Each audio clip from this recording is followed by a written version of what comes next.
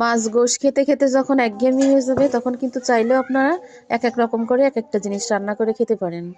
তো আসলে আমারই একটু অরুচি হয়ে গেছে, যার জন্য আজকে আমি পেঁপে দিয়ে মুসুরির ডাল দিয়ে ভুনা করতেছি, সাথে কিন্তু মাছও দেবো মাত্র 2 পিস।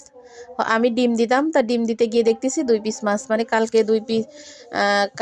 4 পিস মাছ রাখা ছিল, 2 পিস দিয়ে লাউয়ের খোসা ভর্তা করেছি আর 2 পিস থেকে গেছে। তো ভাবছি ওই 2 পিস ডালের ভিতরে দিয়ে দিতে। বিশ্বাস করবেন না, আমি খেয়ে ভয়েস করতেছি, এত সুন্দর হয়েছে। আর রান্নাটা তো দেখে মনেই হচ্ছে যে হয়তো গরু গোশ রান্না করতেছি, না হয় মুরগি রান্না করতেছি।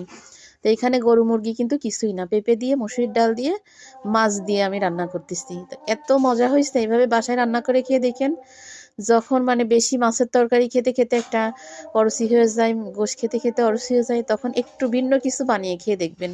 ভাতও কিন্তু পেট ভরে পরিপূর্ণ খাওয়া যায়, স্বাদটাও কিন্তু অন্যরকম লাগে। তো আজকে আমার পুরা রান্নাটা দেখেন, আমি কিভাবে মসুরির ডাল দিয়ে পেঁপে দিয়ে ডাল ভুনা করলাম। আর হচ্ছে লাউয়ের খোসা দিয়ে রুই মাছ ভর্তা করছি, সেটা অবশ্যই আপনাদেরকে দেখাইছি। তো লাস্টে যে ব্লেন্ডারে যে লাউয়ের খোসা ভর্তা করা হয়েছে, ওইটা আবার আমি কিন্তু একটু সরিষার তেল দিয়ে ভেজে একদম শুকনা শুকনা তেল তেল করে নিছি। আর সাথে শুকনা মরিচ 2-3টা ভেজে দিচ্ছে, আসলে সেটা দেখানো হয়নি, শুধু বাটা পর্যন্ত দেখানো হয়েছে। তো বিশ্বাস করবেন এত মজা হয়েছে। শীতের সময় তো সবাই কিন্তু সবজি মানে লাউ সবজিটা খাওয়া পড়ে বেশি। তো খোসা কুচিয়ে চিংড়ি মাছ দিয়েও ভাজি করতে পারেন, বেশি করে কাঁচা পেঁয়াজ মরিচ দিয়ে। আবার যদি এইভাবে ভর্তা করে খান তাও কিন্তু অনেক মজা লাগে। তো এই 2 পিস মাছ ছিল, 2 পিস আমি লাউয়ের খোসার ভিতরে দিয়ে দিছি।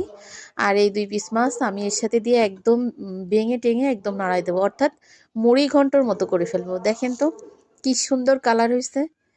কালার যত সুন্দর হয়েছে, দেখতে যত সুন্দর হয়েছে, খেতেও কিন্তু এর থেকে বেশি মজা হয়েছে। ডালটা ফুটে গেছে, আমি সুন্দর করে নাড়ায় চাড়ায় মাছ দিয়ে একদম কষাই নিয়ে আমি একদম ঝোলের পানি দিয়ে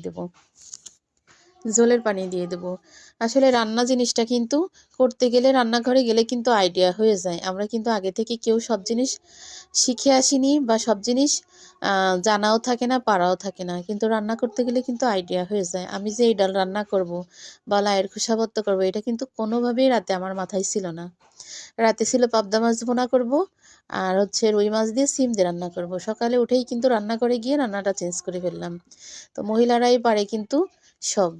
তাদের মন মানসিকতা যদি ভালো থাকে, তারা কিন্তু একটা সংসার সুন্দর মতো গড়তেও পারে। তাদের মন মানসিকতা যদি খারাপ থাকে, একটা সংসার কিন্তু তারা সহজেই ভেঙে দিতে পারে।